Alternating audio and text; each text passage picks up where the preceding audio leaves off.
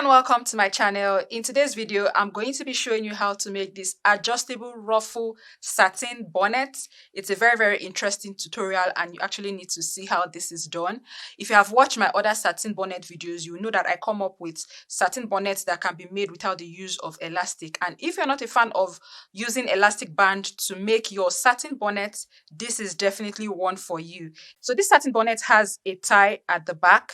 Okay, so you want to place this tie part at the back of your head. So this is the main feature that it has that makes it adjustable to whatever head size. So right here, I have the adult size satin bonnet and I have the baby sized satin bonnet. If you're new to my channel, you're welcome. Kindly click the subscribe button and click the bell so that you get updates when I post new videos. And now let's dive into this very interesting tutorial. For the adult size, I'm going to need a fabric that is measuring 30 by 30 inches. So I'll just go right ahead and measure that for you guys to see. So it is 30 inches on this side as well as on the other side. So you basically have a 30-inch square. And that is the same measurement that I cut for the satin fabric that is going to be on the inside of this satin bonnet.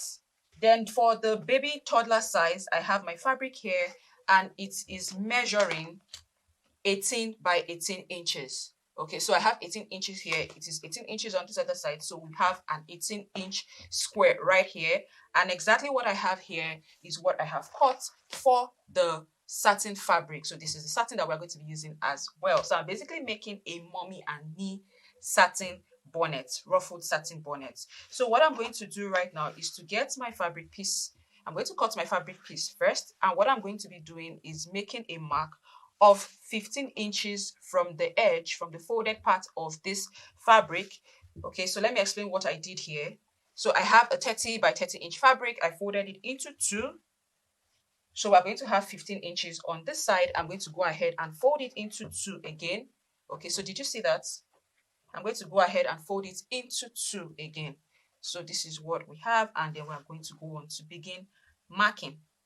So I'm going to be marking, like I said, 15 inches all around. So I have 15 inches from the edge here. I just move my tape rule around this point, just pivot my tape rule around, okay, and mark 15 inches all around like this until I get to the other end.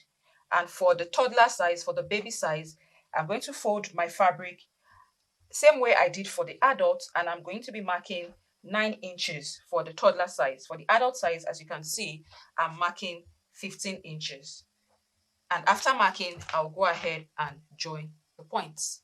So here is the marked adult sized bonnet. Here is the marked toddler sized bonnet. What we're going to do next is to cut this out following the markings that we have made here and following the markings that we have made here. So now that it is all cut, what we have is a quadrant of a circle. By the time we open this up fully, we are going to have a very large circle. What I'm going to do next is to replicate this that I've cut out on the lining piece by using this main fabric as pattern. So what I'm going to do next is to cut this out as well as cut this out. So after cutting, this is what we have. What I'm going to do next is to keep the lining fabric aside, and I'm going to explain what we are going to do. So I'm going to open this up to have our full circle. So this is the adult size. I'll open the child size one as well to have our full circle. So what I'm going to do right now is to mark a point 1.5 inches away from the edge of my fabric. So I'm going to come right here and mark 1.5 inches. And I'm going to mark another point that is 0.75 inches. All right, so I'm going to mark another point that is 0.75 inches. So in this place that I have the 0.75 inch, I'm going to create buttonholes there. Do you understand? I'm going to create 2 buttonholes there. I'll repeat the same thing for the adult sized one as well. Mark 1.5 inches. Okay, mark 1.5 inches from the edge of the fabric. Mark a point 0.75 inches as well. And then I'll go on to make buttonholes in this 0.5 inch space. 2 buttonholes. So before going on to make those buttonholes, I made sure to reinforce my fabric with fusible interfacing around the points where I'm going to be making the buttonholes. Okay, so that is what I have at this point and at this point, and I'm going to take this to my sewing machine and we make those buttonholes.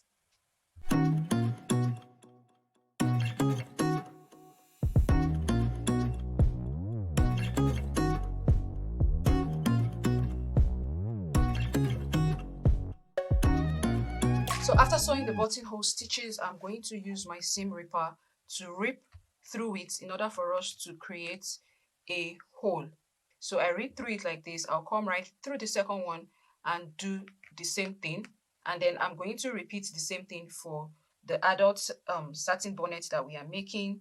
So the next thing I'm going to do is to place these main fabrics on top of the satin fabric, okay? I'm going to place them on top of each other with right sides touching, and I will go on to sew the edge by a 1/2 inch, similar ones all around, leaving a 3-inch space. Okay, I'm going to leave a 3-inch space around where my buttonhole is. So there's going to be an opening of 3 inches around this point. I'm going to repeat the same thing for the toddler satin bonnet as well.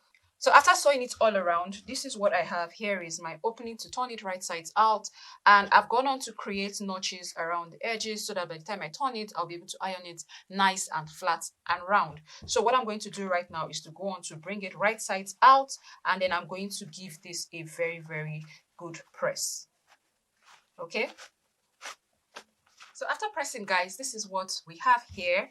Our satin bonnet is pressed nice, flat and neat. So what we want to do next is to create a channel where we are going to be passing our fabric through, because that is what we are going to be using. We're not using elastic. So to create that channel, I'm going to sew 1 inch from the edge of the satin bonnet, which is around where this top of the buttonhole is, and I'm going to sew all around.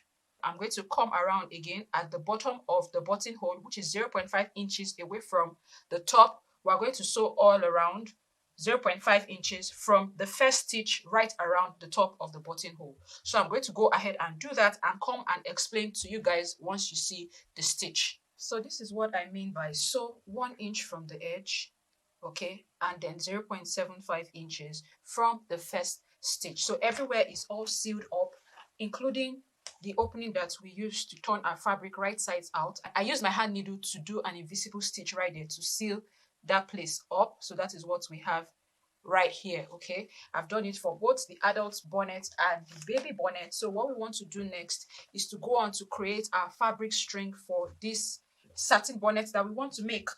So I have 2 fabric pieces here, both measuring about 3 inches in width. One is longer than the other. The longer one is measuring 55 inches, which is for the adult bonnet. So actually it's measuring 56 inches. I'll go on to measure the one I have for the baby bonnet, and I should be having right around 41 inches. So I'll just go ahead and measure that now. And I have 40.5 inches. So what we're going to do next is to sew this up into a string, and this is what I'm going to do. This is 3 inches, right? So I'm going to fold it in by 0.75 inches, fold this other side in by 0.75 inches as well, and then I'm going to fold again. So we are doing a triple fold. We fold first here, here second, and this is the third fold. And I'm going to go on to sew this up like this. I'm going to sew the edge all the way down, okay, and repeat the same thing for this as well. But when I get to the other end, I'll make sure to fold it like I did in the beginning, which is fold like this, and then fold this way in order to have this edge sealed up. Hope that explains it. So here is our fabric strip all sewn up for the adult and baby satin bonnet. So what we want to do next is to pass this through the channel that we created on the bonnet. And I'm going to grab my safety pin and pass it through the fabric strip that we have created. And I'm going to pass it through the first buttonhole that we created here. So I'm going to pass it through it, and we're going to bring it right to the second buttonhole that we have created here. Okay, you can decide to make your fabric strip, you know, longer or shorter, and also instead of going with 0.75 inches width, you can go with 0.5 inches width. If you want to go with 0.5 inches width, all you need to do is to cut your fabric, your initial fabric, to 2 inches, and then repeat the fold by 0.5 inches. That's all. So this is what we are going to continue to do until we come out right at the other side. So I'm right at the other buttonhole end, and I'm just going to pull this through. Okay, I'll pull it through like this, and then pull the rest of the fabric strip into the bonnet. Okay, so after passing the string through the bonnet, this is what we have.